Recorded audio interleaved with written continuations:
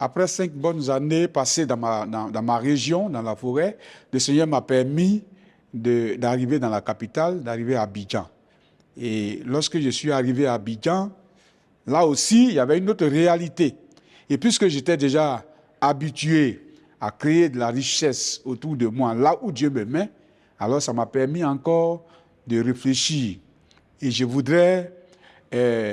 réfléchi et je voudrais aussi devenir transporteur, avoir un véhicule de transport à Abidjan. Et donc, il n'y avait personne pour me donner de l'argent, il n'y avait personne pour m'emprunter pour me prêter de l'argent. Donc, j'ai réfléchi. Avec le peu que j'avais, je me suis dit, tiens, avec ce peu-là, je peux économiser. Je peux économiser. C'est pourquoi j'ai dit aujourd'hui à mes amis, à tous ceux qui m'écoutent, que je ne suis pas d'accord avec ceux qui disent on n'a pas assez d'argent, donc on ne peut pas réaliser ou bien on ne peut pas créer une entreprise. Non, avec le peu que nous avons, si nous économisons, nous pouvons réaliser un projet, nous pouvons créer même une entreprise. Moi, j'étais là, j'étais à Abidjan, je recevais quand même un peu d'argent. Mais à chaque fois, je partais au village, je payais le transport, je partais au village. Quand il y a décès, tous les décès de mon village, je partais. Quand il y a des rencontres, on m'appelle, je partais. Et cela me faisait dépenser. Quand il y a une fête, je vais avec ma femme. Et puis on fait la cuisine, on achète, on peut dépenser 300 000, 400 000 dans les funérailles. Et donc j'ai réfléchi, j'ai dit, tiens, comme je veux réaliser un projet, il est important d'économiser. Donc j'ai réduit mes déplacements au village et quand je reçois un peu d'argent, j'essaie de garder au moins une petite partie de côté. C'est en cela, j'ai fait comme on appelle ça chez nous une tontine. Et j'ai fait une tontine avec des amis où je gardais un peu d'argent. Quand je reçois 10 000, quand je fais quelque chose que Dieu me fait grâce, que je reçois 10 000, je garde au moins 2 000. Et c'est ce que j'ai fait pendant 2 ans. Le Seigneur m'a permis d'avoir une somme de 1 500 000 francs dans la tontine, dans tout ce que j'ai économisé. Alors je le dis aujourd'hui parce que nous pensons qu'on est pauvre, mais c'est parce qu'on n'est pas pauvre, parce qu'on se dit qu'on est pauvre parce qu'on n'économise pas. Lorsqu'on reçoit de l'argent, on pense que ce n'est pas assez pour économiser. Et on dépense, on fait des dépenses inutiles. Moi, quand j'ai voulu réaliser mon projet, j'ai arrêté les anniversaires, les fêtes, ceci, cela. Même ma femme me disait, ah, mon mari, qu'est-ce qui se passe? Et je lui disais, on ne peut pas vouloir réaliser et puis en même temps vouloir le luxe. Donc, sacrifions-nous. Si on réalise notre projet, alors quand on va avoir des bénéfices, on pourra faire ce qu'on pense. Et donc, on a économisé, on a eu une somme de 1 500 000.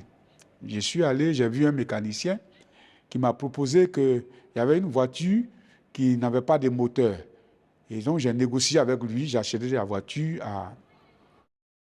à 500 000. Et j'ai acheté un moteur de 500 000.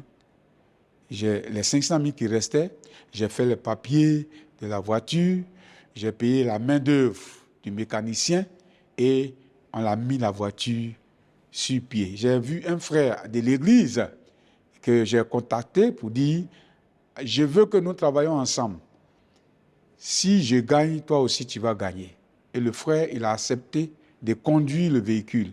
Il est le seul sur le véhicule et jusqu'à aujourd'hui, il conduit le véhicule. Ça fait 3 ans maintenant que nous avons ce véhicule-là et ça nous rapporte de l'argent. Ce véhicule nous donne au moins 14 000 francs par jour. Et donc, ça nous rapporte aujourd'hui beaucoup d'argent. À présent, où je suis en train de rendre mon témoignage, je suis sur le point d'acheter encore un deuxième taxi. Je voudrais dire à tous mes frères et sœurs que nous pouvons économiser. Lorsque tu reçois 10 000, sache que tu peux garder au moins 2000 francs pour réaliser ton projet. Arrête de faire des voyages inutiles pendant que tu n'as pas encore réalisé un projet. Arrête d'aller dans les anniversaires, d'organiser des anniversaires ces choses vont te prendre de l'argent pendant que tu n'as pas encore réalisé ton projet. Si tu veux réaliser ton projet, il te faut faire des sacrifices. Il y a des choses que tu dois abandonner. Il y a des choses que tu dois laisser pour pouvoir réaliser ton projet.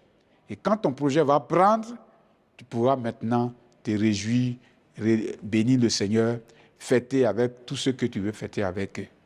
Économisons. Le défaut des jeunes d'aujourd'hui, c'est de ne pas économiser. Avant de terminer, j'étais parti dans un village d'à côté, dans une ville d'à côté, et on était au restaurant, on avait faim, on voulait manger.